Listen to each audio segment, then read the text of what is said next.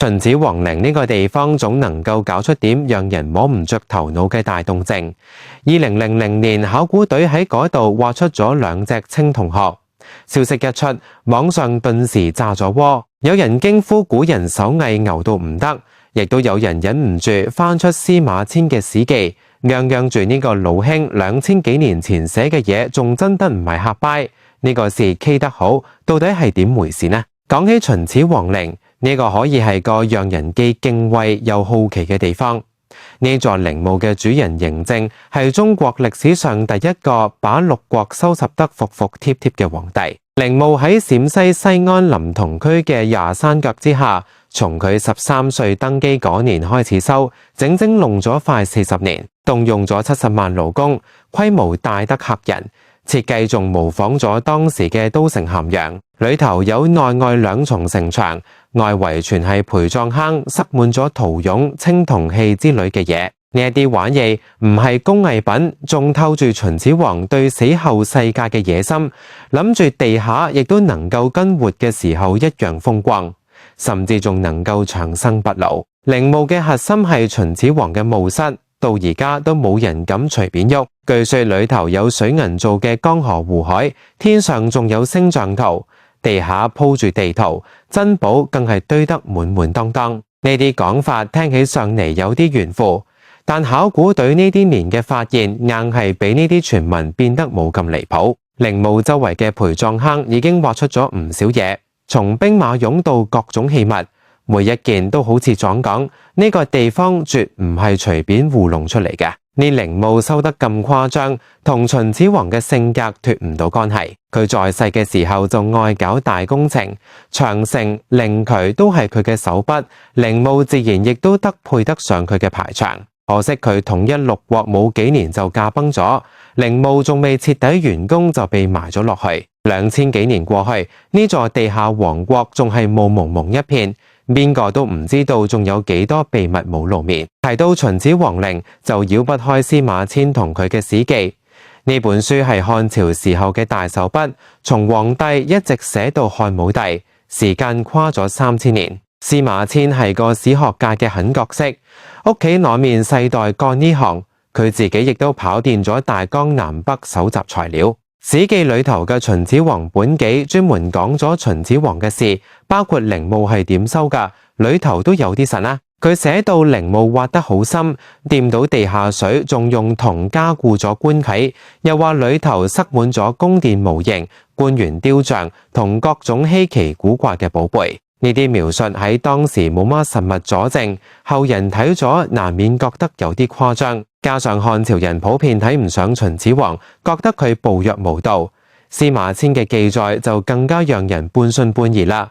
有人甚至懷疑呢老兄係咪為咗讓書好睇，硬加咗啲戲劇效果。但司馬遷唔係嗰種信口開河嘅人，佢寫史記嘅時候，離秦朝滅亡先至幾十年。好多事都能夠揾到老一輩嘅口述或者殘留嘅記錄，佢仲親自跑去營山一帶查過地形，寫出嚟嘅嘢有根有據，只係時代太遠，加上技術有限，佢筆下嘅細節冇法即刻驗證。結果2000年之後，考古隊仲真係挖出咗嘢，將佢嘅話一啲啲坐實咗。2000年，考古隊喺秦始皇陵附近一個陪葬坑裏面挖出咗46件青銅水琴，2隻青銅殼特別扎眼。呢2個搞火個頭不小，高1.82米，翅膀上嵌住金絲，嘴上仲有紅色嘅創沙痕跡，睇住就透住股精緻勁意。更牛嘅係殼脖子仲喐動，呢種關節設計喺當時嘅技術條件之下簡直不可思議。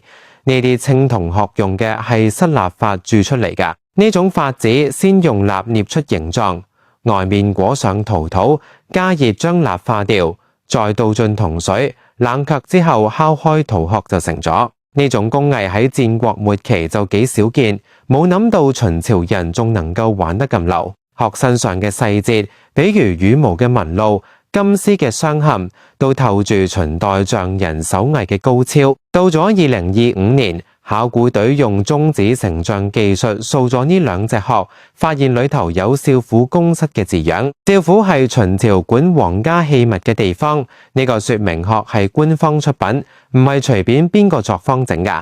殼腳上仲有26年詔嘅標記，對應公元前221年，正好係秦始皇統一六國嗰年。呢個時間點同《史記》裏面講嘅陵墓用全國資源打造嘅描述對上咗號，司馬遷寫嘅嘢一下子就有咗實取。呢兩隻殼唔止係工藝品，仲帶住點象徵意味。殼喺古代常跟長壽、升仙掛鈎，秦始皇迷信呢個陵墓裏面放呢玩意，估計係想死之後亦都能夠飛升。出土嘅呢啲嘢唔光接壤司馬遷嘅記載企住腳，亦都俾顏回對秦朝嘅文化同諗法多咗幾分了解。呢個事宜一曝光，網上立馬熱鬧起嚟，有人感慨古人腦洞大，有人佩服司馬遷眼光毒，仲有人忍唔住估下番挖出嚟會唔會真係水銀江河。考古隊呢幾年亦都冇閒着，除咗銅殼，仲挖出咗車輛、馬匹遺跡，甚至仲有標準化嘅銅錢同量具。呢啲發現拼埋一齊，秦始皇陵嘅輪廓越嚟越清楚，司馬遷嘅史記亦都越嚟越好似一面照歷史嘅鏡子。呢陵墓嘅秘密仲未挖完，未來講唔定仲有更震撼嘅嘢等住眼地。司馬遷當年寫底嘅嗰啲字可能只係冰山一角，真相仲得靠時間同鐵呢黐一啲啲刨出嚟。講到秦始皇陵，就得先明白呢個地方有幾唔簡單。嬴政呢個人生前係個大幹家，統一六國、修長城、定規矩，樣樣都玩得風生水起。死咗之後，佢亦都冇打算消停，陵墓修得同地下帝國似㗎。呢山腳下呢片地，從佢登基就開始折騰，39年先至勉強執好。70萬勞工沒日沒夜咁幹，城牆、陪葬坑、墓室一樣不落，外加一堆陶俑同青銅器，擺明咗係要將生前嘅排場帶到地下。墓室到而家仲係個謎，冇人敢輕易入去。據講裏頭有水銀江河、星象地圖，寶貝多得數不過嚟。呢啲講法最早出自司馬遷嘅史記，當時聽住幾炫富，而家卻一點點被挖出嚟啦。陪葬坑裏面嘅兵馬俑、青銅器，每件嘢都喺度證明呢個陵墓嘅規模同用心遠超眼面嘅想象。秦始皇呢個人對死後嘅事宜特別執着，佢活着嘅時候就派人去揾仙藥，死咗仲想靠陵墓保住榮華。呢個心思喺陪葬品上面體現得淋漓盡致，從陶俑到銅殼，每件嘢都有講究。陵墓修到一半佢就冇咗。後嚟嘅秦二世亦都冇能夠收拾好呢一攤子，結果2000幾年過去，呢個地方仲係個未解嘅寶藏。司馬遷寫史記嘅時候，秦朝剛滅冇幾耐，佢跑去鴉山睇過地形，又聽老輩人講過故事，書裏面嗰啲細節唔係憑空嚟㗎。佢提到陵墓用銅加固，塞滿奇珍異寶，後人覺得誇張，可而家睇嚟，佢不過係將睇到嘅、聽到嘅記咗落嚟。考古隊呢啲年挖出嚟嘅嘢，硬係將佢嘅話從紙上載到咗現實。2000年嗰次發現嘅兩隻青銅殼，算係俾咗司馬遷一個大大嘅證明。呢殼高1.82米，金絲嵌翅膀，漢沙點嘴，脖子仲喐動，用失蠟法鑄得精細無比。2025年又查出少府宮室同26年詔嘅銘文，直接將殼嘅來歷同年代釘死咗。呢個時間點同秦始皇統一六國對得上，同史記裏面講嘅全國資源往陵墓堆嘅記載亦都吻合。司馬遷要係地下有知，估計得落出聲。殼呢個嘢喺秦始皇眼入唔係擺設。古人覺得殼能長壽能上天，佢放呢玩意進陵墓，8成係想借啲仙氣。陪葬坑裏面呢啲年仲挖出咗唔少別嘅，譬如車馬遺跡、銅錢、量具，每樣都喺度拼湊秦朝嗰個時候嘅模樣。呢啲嘢唔光係文物，仲帶住嗰個時代嘅氣息，比眼嚟2000幾年前嘅真相又近咗一步。陵墓嘅考古冇停過。2013年畫出咗1號陪葬墓，車馬排場嚇人一跳。2024年仲辦咗個展覽，230件文物擺出嚟，好多都係頭回亮相。半兩錢、銅權呢啲小物件，證明秦朝統一之後規矩幾嚴。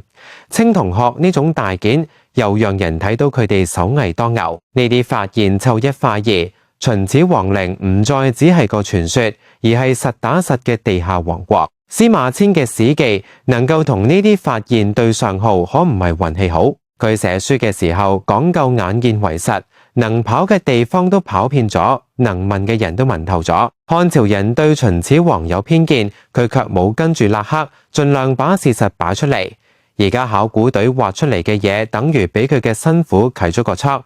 秦始皇陵嘅秘密仲多住呢。兩隻銅殼只係個開頭，未來嘅發現話唔定更加炸裂。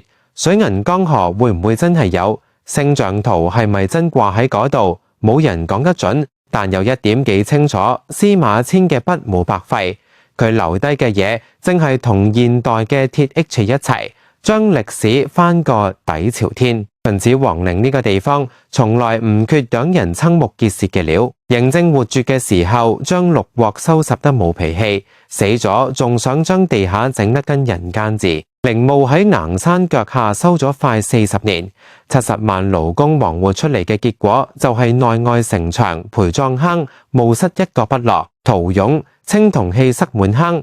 墓室裏據講仲有水銀江河同星象圖，呢一排場擺明咗唔打算低調。佢呢個人對死後嘅事而特別上心。統一六國之後冇幾年就忙住揾仙藥，陵墓亦都收得跟地下宮殿一樣，諗住死咗仲能夠跟住當皇帝。結果人冇熬到陵墓完工，秦朝亦都冇撐幾耐，呢個地方就咁埋咗2000幾年，直到而家考古隊一壓落去，總能夠挖出點讓人嗟舌嘅嘢。司馬遷嘅史記算係最早俾呢陵墓畫像㗎。佢寫到墓室深得不得了，用銅加固，仲塞滿咗寶貝同宮殿模型。漢朝人睇秦始皇不順眼，覺得呢啲話有啲吹過頭。可司馬遷唔係隨便寫，佢跑去鴉山踩過點，問過老輩人，書裏邊嘅嘢有根有據。2000年之後，考古發現硬係將佢嘅記載從懷疑裏面載咗出嚟。2000年挖出嘅2隻青銅殼，算係將司馬遷嘅話砸實咗。呢殼1.82米高，金絲嵌翅膀，重紗點嘴，霸仲喐動，用失立法整得精緻得不行。2025年又掃出少府宮室同26年罩嘅字樣，時間點卡喺秦始皇統一嗰年，同史記裏面講嘅全國資源往陵墓堆嘅描述嚴絲合縫。呢個唔光之證明咗司馬遷冇呃寫，仲俾人睇到秦朝匠人手藝有幾硬。殼喺當時唔係隨便放噶，古人覺得佢能夠長壽升仙，秦始皇迷呢個陵墓裏面弄呢個嘢，估計係想俾自己加啲仙氣。陪葬坑呢啲年仲挖出唔少別嘅車馬、銅錢、量具，樣樣都喺度拼湊秦朝嘅模樣。呢啲嘢湊一化二，陵墓嘅輪廓越嚟越清楚，